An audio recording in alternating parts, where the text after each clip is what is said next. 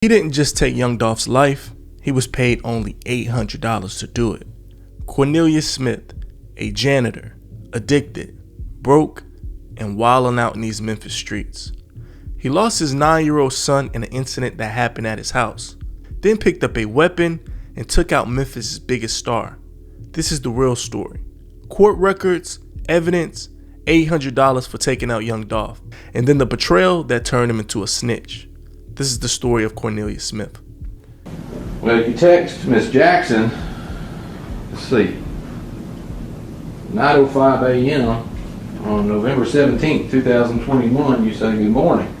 I went to sleep in the midst of texting you to knowing today is my big day. My baby birthday. My daughter's birthday. November 17th? Yeah, my daughter. You went and killed a man on your daughter's birthday? This isn't just a story on who took out Young Dolph. It's the story of the man who pulled the trigger, Cornelius Smith. A father, a convict, a killer. How does a man go from being a janitor to an alleged hitman, and then to a police informant? In Memphis, the passing of Young Dolph wasn't just a tragedy. It was a sign that something is deeply broken. A city divided by money, music, street politics, and betrayal. But behind all of those headlines, there's a darker truth. A man with nothing left to lose. A father whose own child was killed. A criminal who said he needed money for his daughter's birthday. That turned into a cold hitman with a Draco in his hands. This is the story of Cornelius Smith, the man who took out Young Dolph, and the life that led him to pull the trigger. You can't understand this whole situation until you understand the man who fired the first shots. Memphis is a city with a long memory, and on November 17th of 2021, it was a scar that will never heal. The morning of Adolph Thornton Jr., known to the world or the hip-hop world as Young Dolph. He was back home. He was doing what he always did. He was supporting a black-owned business. He walked into a cookie shop on Airways Boulevard. In Memphis, that wasn't unusual. Dolph was known for pulling up in local spots without local security. He liked showing people that he was real and that he wasn't hiding. But that day, 2 men in hoodies stepped out of a stolen white Mercedes Benz. One had a Draco, the other one had a handgun. They fired through the storefront window again and again. Dozens of rounds, no mercy. Dolph died right there on the floor of the cookie shop that he was trying to put on the map, only 36 years old.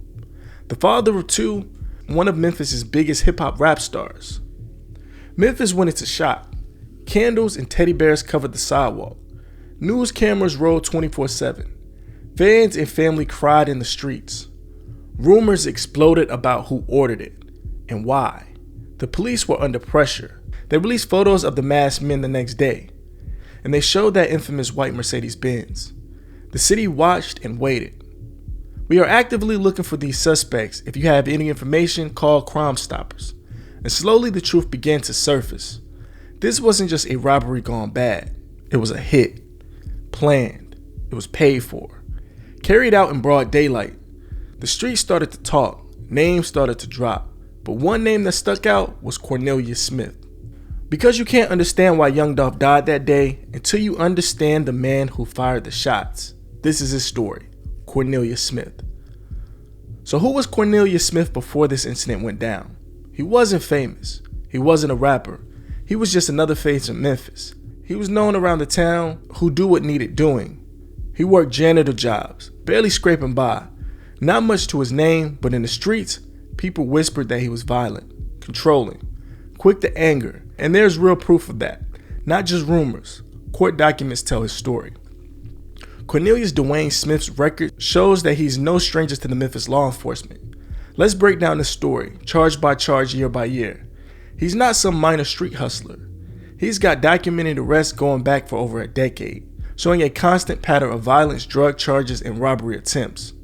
In 2011, he got an aggravated robbery attempt and aggravated assault. May 19th, Cornelius Smith was charged with criminal attempt with aggravated robbery, aggravated assault, and according to the affidavit, Smith, known on the street as Neil, approached Daryl Richmond around 6 p.m. He pulled a small revolver and demanded the man to drop it off. Richmond tried to run, but Smith fired 2 shots, hitting him once in the lower left leg. Police quickly identified Cornelius Neil Smith as the shooter. Also that same year, he was arrested for trying to buy some cat. and a controlled substance possession the same month, different day, May 19th, 2011. Smith was charged with trying to buy cat, a possession of a controlled substance with the intent to manufacture and sell. The affidavit says that he tried to pick up a worker and he tried to pay $20 for it, then handed over a sealed bottle of codeine that was later discovered by the police. For these charges, he was sentenced to 3 years, effective November 14th of 2011. Shelby County Correctional Facility was officially assigned 3 years, but records show additional confinement. Between December 20th of 2012, he did do 24 days with credit served, and in 2018, he was arrested for domestic violence, aggravated and assault. They're saying this happened with Cornelius Smith's baby mother, Letitia Jackson. Remember that last name. She reported that he kidnapped her after she retrieved some shoes from her home. He drove around, she tried to escape. He threatened to take her life out, burned her in the face with a cigarette, kicking and punching her repeatedly. He even spit on her. Eventually, he released her, and that's when she called the police. He was finally arrested, and this arrest was right after the Young Dolph accident. And they say the incident happened on November 10th of 2021 at a Kroger fuel center in Memphis, Tennessee. Smith and another suspect approached a woman in a white Mercedes E350. He hit her in the mouth with an AR-style weapon, forced her back into the car, ordered her to drive, then carjacked the vehicle. The Mercedes was later recovered at a different location. Crime scene investigators found Cornelius Smith's fingerprints on the rear corner panel of the stolen car. The Memphis area courts shows his complete summary of his known criminal cases. He has over 22 cases listed in this county. Multiple felony arrests, warrants ranging from domestic violence to theft to assault. Smith was violent, he was controlling, broke, but nothing prepared him for what happened in 2020. March 12th, Northeast Memphis. A 9-year-old was unalived in his home. His name was Xavier Dwayne Jackson. And let's talk about 2020 because, well, that was a terrible thing, right? Yes, sir. How old was he? He was 9 at the time. And that had an impact on everybody. Yes, sir. Had an impact on you. Yes, sir. It caused you to take up some old habits. Yes, sir.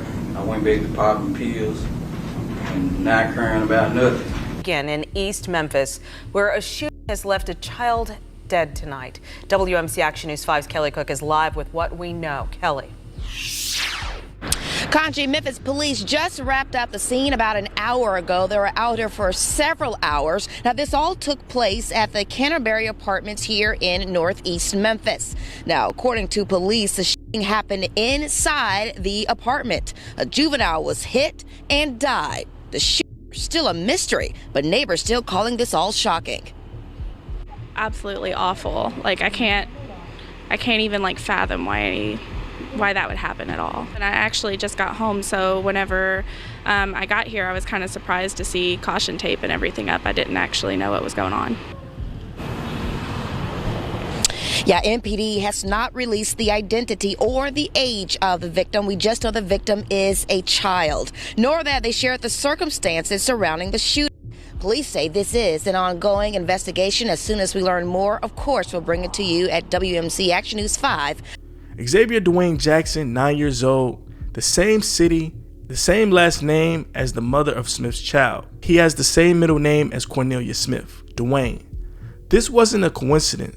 This was Cornelius Smith's son, and this wasn't a result of street beefs or enemies. He lost his life in his own home where he was shot by accident.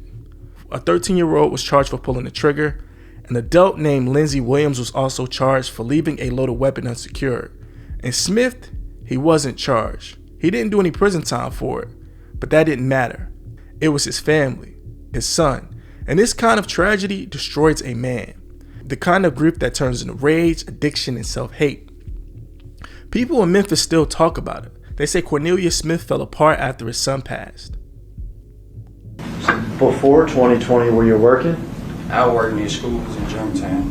What'd you do for the schools in I was a Germantown? janitor. Did you do good at that job? Yes, sir. Your son dies and you say you start popping pills. Yes, sir. Oxycodone. Street drugs. Yes, sir. Did you start hanging back in your neighborhood? Yes, sir. Start hanging around a lot of old friends. All right. Pills, drinking, anger, guilt, broke. He couldn't save his son. He couldn't hold down steady work. He was drowning. And there was no one to pull him out. By late 2021, Cornelius Smith wasn't just broke. He was desperate. And that desperation opened the door to something even darker. A contract to take out one of Memphis' biggest stars for pocket change. After his son passed, Cornelius Smith was lost, addicted, broke, grieving. The Memphis streets talk about what happened next. So how did you get to be with Justin Johnson this day on November 17th, 2021? We knew that, you know, they had a hit on Dolph in them head or whatever, so. Who had a hit on whose head? Big Juck had a hit on Dolph head or whatnot, so. How do you know that Big Juck had a hit on Dolph's head? Cause Quit had told me about it, Quit, and you know what I'm saying, being just. How much money was it supposed to be? $100,000 on Dolph head. And had you agreed to do this hit? Yes, sir. Had Justin agreed to do this hit? Yes, sir. We all going to do it together? Yeah, they been on it, but yeah. Was there any arrangements as far as splitting the money or anything?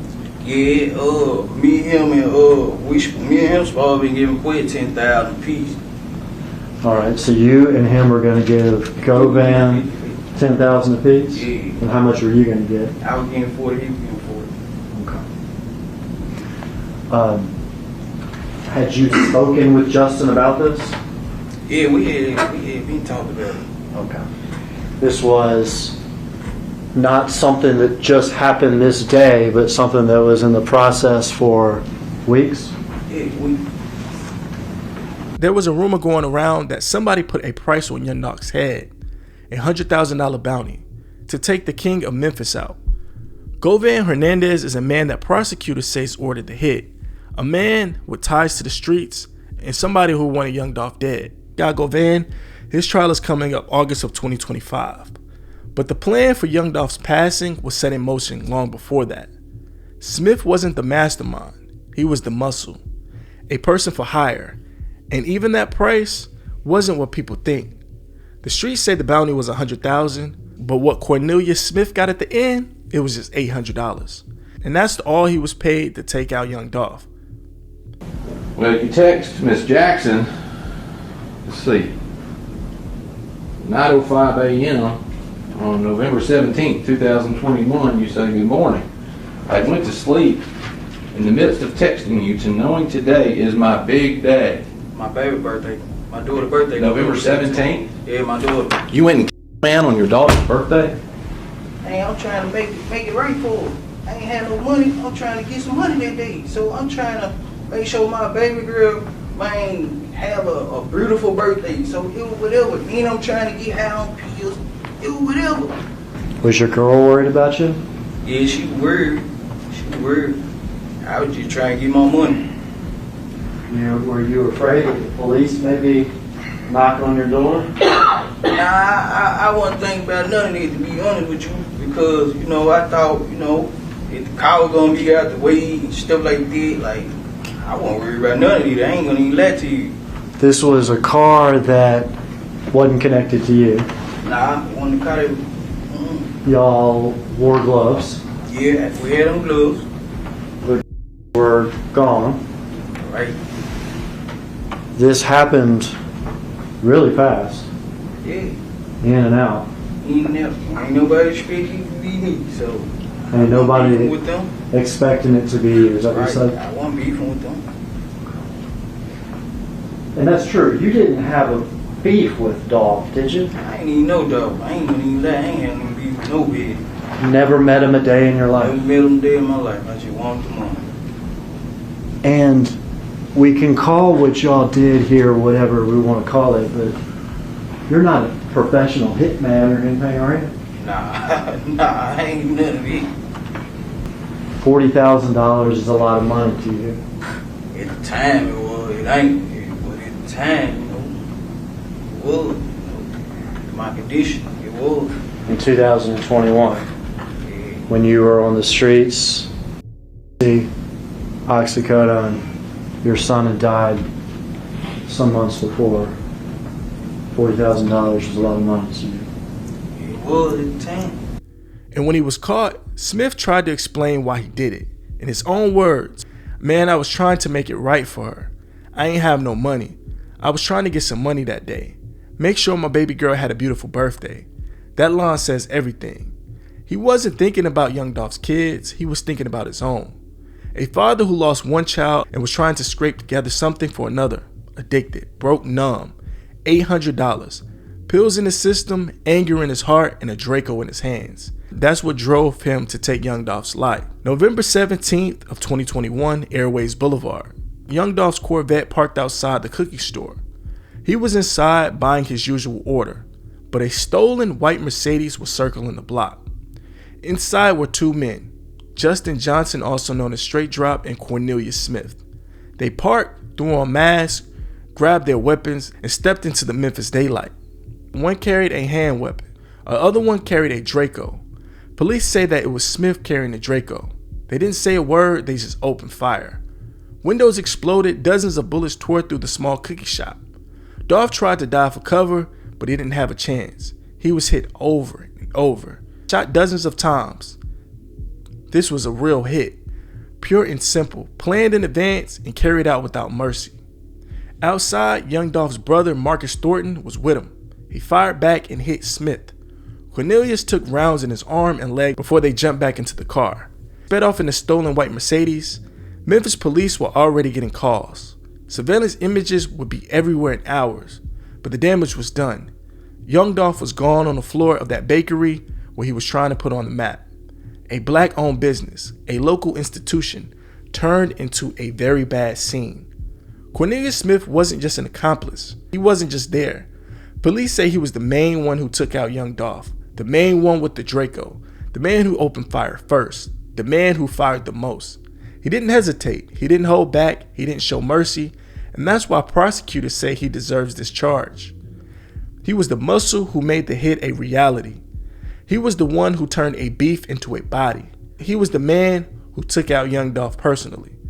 First guy out of the car, who's that? It's me. That's you? Which one of the do you have? I got the little Draco still going. Okay, that's that semi-automatic weapon, is that right? Yeah. You ever shot that thing before? Nah, I ain't never shot that one of them. Okay. You can proceed, Artis. That's your Gap hoodie, is that right? Yeah, that's me. That's you. Who are you shooting at? Young Dolph. Alright, now back it up again, Miss Iris, if you will. Alright, who's the second person here that got out of the driver's side? It's Justin. He's got the, is that right? Yeah, bad baseball hat, bad pro baseball hat. You're firing this crazy thing. What you see? What are you feeling? I wasn't feeling nothing at the time, but I ain't gonna even lie. I wasn't feeling nothing at the time. I was just trying to get some money. Trying to get some money? Bet you probably would have wasted on oxycodone and ecstasy.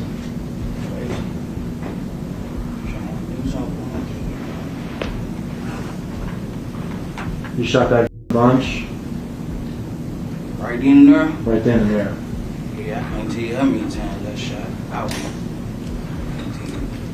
Aiming for Dolph? I ain't Was he able to say anything to y'all, or was he able to run or get away at all? I shot through the glass, so I wasn't close up on him. I was shooting through the glass. Okay. I saw him standing by the window. I just got out and started shooting. All right. There with the hand. Who's that? It's just All right. You proceed. All right, you can stop right here. It's Dolph's brother, Marcus. Did you know that he shot back at y'all? I ain't noticed until we pulled out and it was in my side window. And I told Jesse, I'm like, man, I'm hit. He was like, I'm hit too. So I see I'm hit right here on my leg, and I see holding my sweater. I said, damn, I'm hit. So we driving out, he was saying he was hit. I'm talking to him, making sure we on wreck, making sure he's straight. I'm like, you alright? He's like, yeah, I'm straight. But the bullet head went in my arm. It was a bullet in my back. I'm gonna back up. You and Justin here are running to the white Mercedes, is that right? Right. You get in what side of the car? I get on the passenger side. And Justin gets back in the driver's side? Yeah, he get back in the driver's side. Y'all get in the car. You can watch the rest of the video here. Did y'all see Marcus getting a second in his car? Nah, but when we pulled out and I knew it was shots back, I was finna shoot back, but there were too many cars coming and I ain't just want to hit anybody, so I ain't shoot back. Because Marcus was shooting at y'all as y'all were leaving from down here, is that right? Yeah.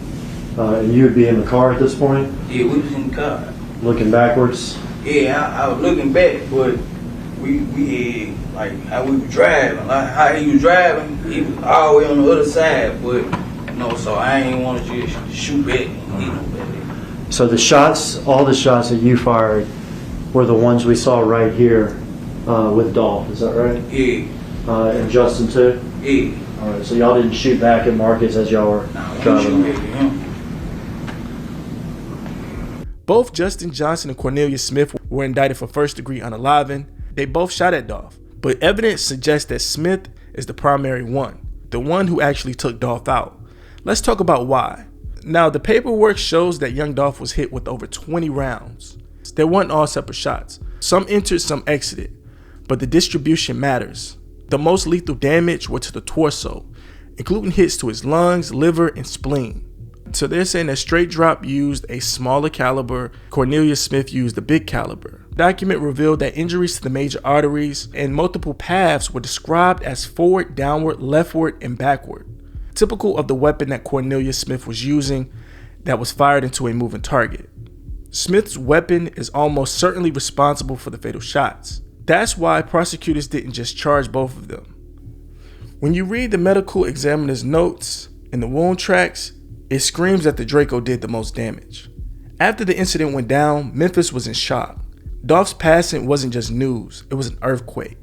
Fans crowded Makeda's cookies, candles, flowers, and anger, but the police already had a lead: the Getaway Car, a stolen white Mercedes-Benz. That car was all over the news. Police asked for public help and tips poured in. Eventually they found it, abandoned, hidden, but not clean. Forensic teams went over this vehicle for every inch, and that's when Cornelius Smith made his biggest mistake. He left his DNA in the car. Police just didn't think he was the getaway driver. They could prove that he was inside. His DNA was a receipt, and they already knew that Smith was no stranger to crime. They tracked him down and arrested him, not for Young Dolph at first, but for the grand theft auto of that stolen Mercedes. That was the car used in Young Dolph's passing. It was my daughter's birthday, actually, and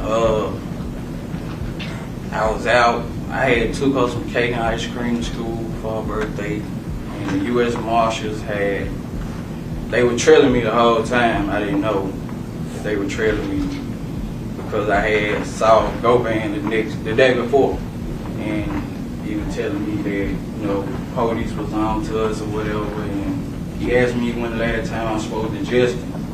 And he was saying, I was like, it been a minute. So he was like, they just ran in Justin's spot the night before, and he said that they been shooting at him, and that I need to get rid of my phone because they own us. And the next day, I was locked up. Only on Fox 13, video of the arrest of one of the men accused in Young Dolph's murder. Last night we told you Cornelius Smith was arrested in South Haven a month ago. Police picked him up on a warrant for an alleged carjacking involving that white Mercedes that was used in Dolph's murder. Fox 13 Mississippi reporter Tom Dees talked to a South Haven man who says he saw the traffic stop where Smith was taken into custody. Lance Smith tells me that he was returning from lunch on December 9th to his business here on Airways when he noticed the traffic stop, and he noticed that it was unusual for that amount of law enforcement to be involved. Smith shared this video of the traffic stop on December 9th. He tells me he immediately knew something was up. We just were coming back from lunch, and then there was a big police presence out in front of the building, and we knew something, something big was up, probably. There's too many cops here, too many South Haven cops not to be. Smith says he noticed police officers not just from South Haven, but from Memphis too. He thought it odd that both would be involved in a traffic stop in South Haven. I knew something was up because the traffic supervisor, I know him, and he was here. And then Mark Little was here, and they're both important people at South Haven Police Department. So I knew it was not a normal traffic stop. Something was up. I didn't know what, but I know they didn't send those guys over here for nothing. Smith says he thought the stop might be connected to the Young Dolph case from the beginning.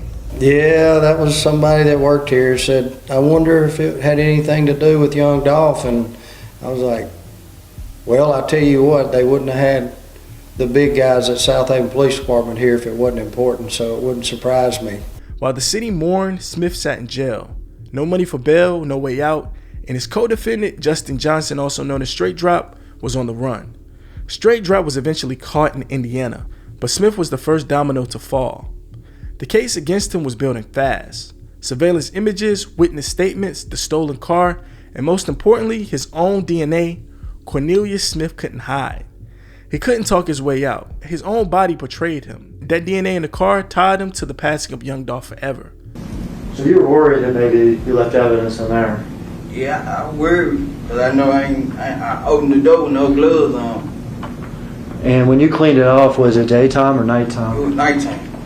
So your nighttime on Bradley, Yeah. cleaning out this Shot Mercedes. and everything, yup. Shot And it you been shot in the shoulder. Yeah. When you cleaned it down, was it still in the driveway or was it in the Nah, back? it was in the backyard when I cleaned it down. So it had already been pushed to the back? Yeah. Did you take anything out of the car? Nah, I ain't taking them ever. Wiped it down and left? Yeah, wiped down and left.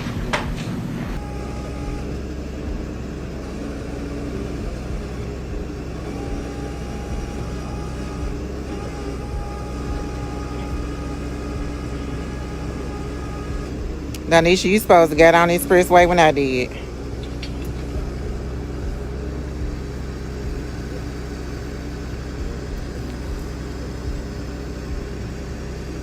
There it is, y'all. What y'all think? Y'all think that's it or no? Let me step back so y'all can see.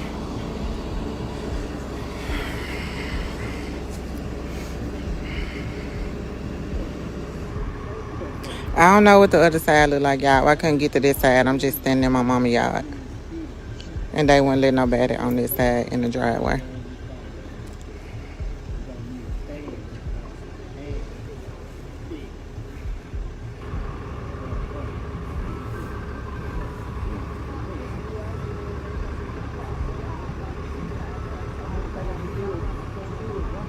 Right, Dynasty, buy some candy apples. Somebody did just inbox me talking about how much candy apples cost.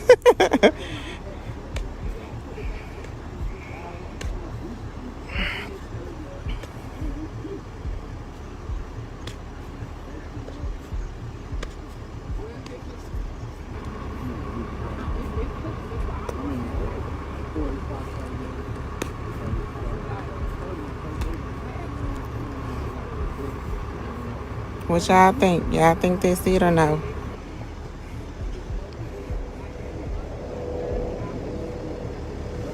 Okay, let's see which way they're gonna go, y'all.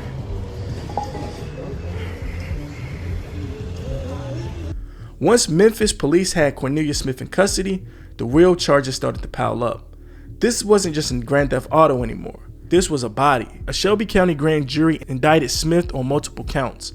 First-degree unaliving of Young Dolph, attempted unaliving for trying to take out Young Dolph's brother Marcus Thornton, who fired back that day, employing a weapon during the commission of a dangerous felony, and theft charges for stealing that getaway vehicle. So for this first-degree unaliving in Memphis, the state of Tennessee, that's life in prison, and prosecutors wasn't messing around. They say Smith wasn't just along for the ride, that he was the main hitter.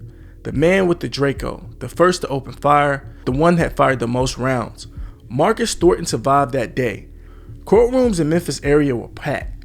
News cameras waited outside. People wanted justice. They wanted answers. They wanted to know how $800 turned into a body in the middle of the day. What'd you do with the letter?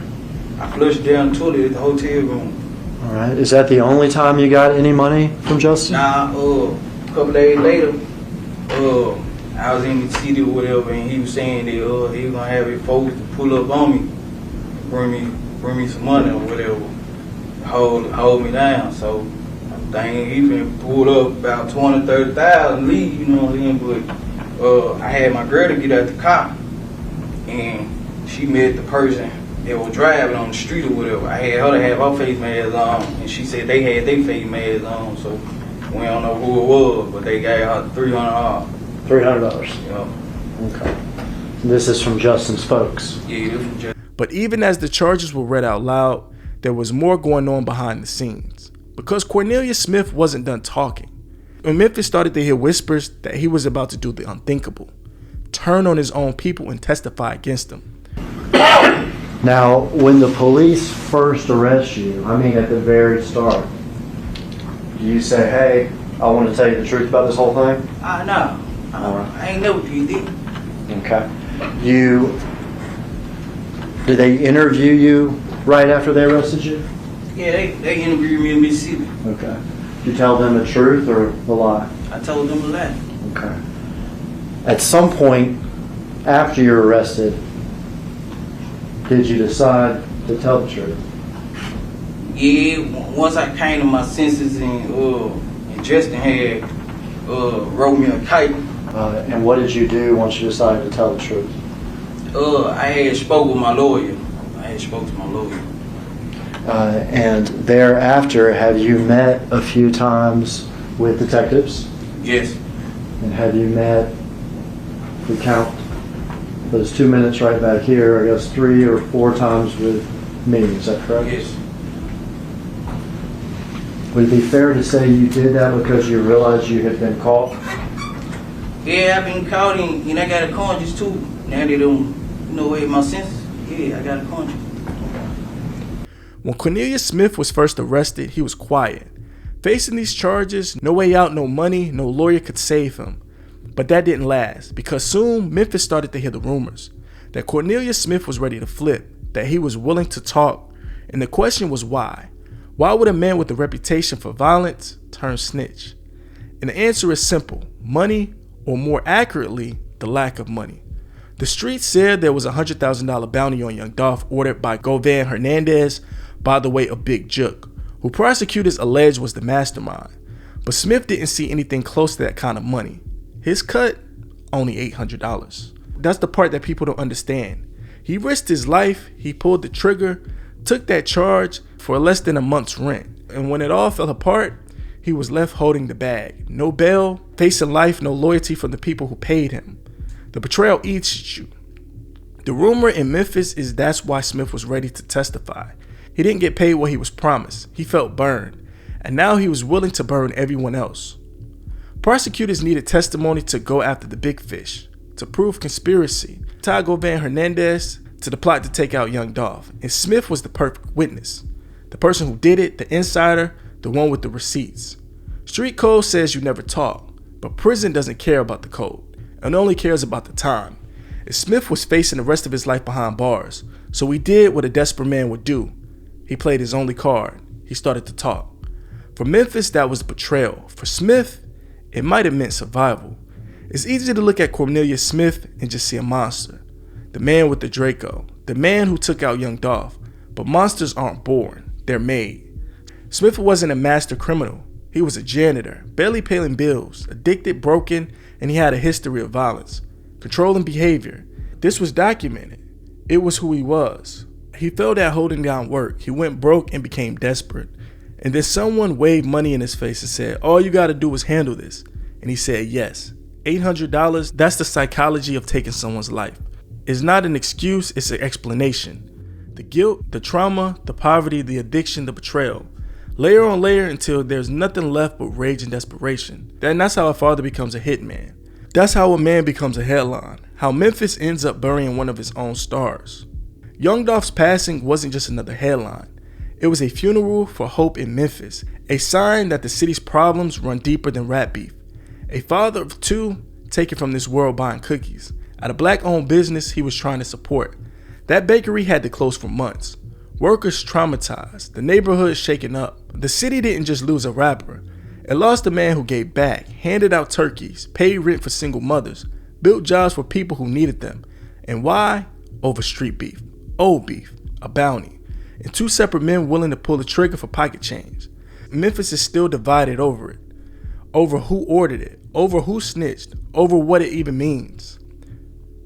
Cornelius Smith sits in jail facing life in prison. A father who lost his own son, a hitman who took another man's father, another living symbol of the cycle that's taken Memphis from inside out. It's easy to say he's a monster, but monsters don't appear, they're made by poverty, trauma, and bad choices stacked on worse ones. Two men are in jail, one man gone, a family destroyed, a city still bleeding, a city still hurt, and that's the real cost, that's the legacy, and that's what Memphis has to face if it wants to change. This was the story of Cornelius Smith, the man who took out Young Dolph.